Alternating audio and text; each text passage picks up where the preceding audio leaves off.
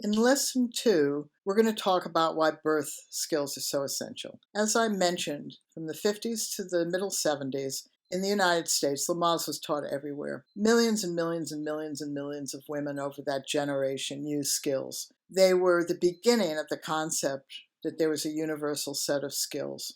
But they were trying to achieve natural birth, pain-free labor, with no medical interventions for those women who are having a low-risk normal pregnancy. That was a primary mistake that was made. Had Lamaze, Bradley, and Grantley Dick Reed said 100% of women who are pregnant will give birth, we would not be discussing this now, because your grandmother or mother would have said to you, learn some skills to birth your baby, and have your partner learn some skills so they can help you cope and manage better. And you would have passed that on to your son and daughter as well. However, that didn't happen, which meant that women who were low risk with normal pregnancies didn't achieve the normal birth necessarily.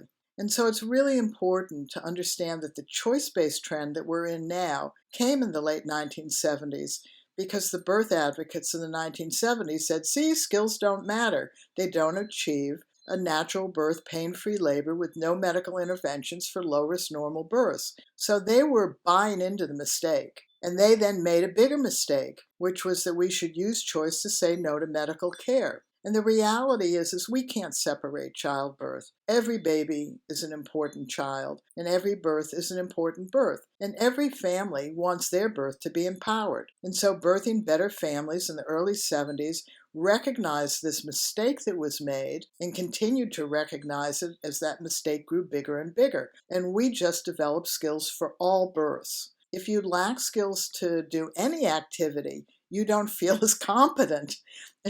And humans thrive on being skilled. Think of anything you do, you had to learn skills. Think of everything your child does if you have one.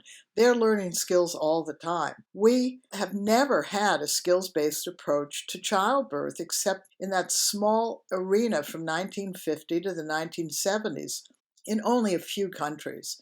The idea that we could have universal skills was never in anyone's mind. Everybody was dealing with, you never know what your birth's going to be like, therefore there's nothing you can really do to prepare for it. But that's not accurate. You can prepare your body to open up and create space, and you can learn skills to cope and manage better, and your partner can help you do it. So in this lesson, you're going to learn about why Birthing Better Families chose to use skills to prepare for their vaginal birth after cesarean, and they chose to use their skills whether their VBAC was at home with very little assessment monitoring procedures, or in the hospital when they have a hose coming out of every hole, or whether they ended up with an unplanned cesarean, either a non-laboring one or one that occurs after labor. We used our skills. This was our baby's birth.